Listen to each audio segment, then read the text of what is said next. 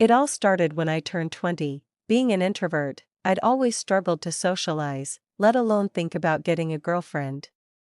When I hit 20, the loneliness really began to sink in. I lived alone in a small, isolated town, and the silence was starting to feel suffocating. I wanted companionship, desperately, but I was too shy to approach anyone in person. Then an idea struck me: why not join a dating group on Facebook? People there chatted online and occasionally met up. That seemed safer, less intimidating. That night, I messaged a girl named Lola.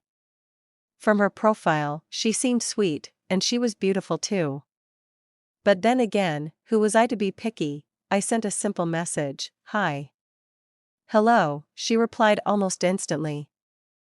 I was surprised. We exchanged a few messages, and then she asked if I wanted to come over to her place. It felt too soon, but desperation got the better of me. I had been alone for far too long. The next night, I dressed in the best clothes I owned, dabbed on some cologne, and prepared myself. I was nervous, but this felt like a now or never moment. She sent me her address. It was just 4 miles from my house. As I drove up to the location, an uneasy feeling settled in my stomach. Her house stood alone, big, almost too big for just one woman. It gave off a strange, unsettling vibe. But I pushed my instincts aside. When she stepped outside, my heart sank. She looked nothing like her profile photo. Instead, she was older, almost ghastly, with sunken features and lifeless eyes. She stared at me blankly as she gestured for me to come inside. "Wait here, okay? I'll make something for us," she said in a high-pitched, unnerving voice. I nodded and forced a smile, though I already regretted coming. She disappeared into the kitchen, and I sat in the living room, anxious and on edge. A foul odor lingered in the air, thick and rancid, like something decaying. I waited. 10 minutes. 20.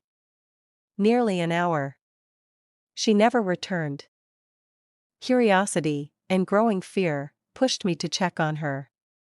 I stepped into the kitchen. She wasn't there.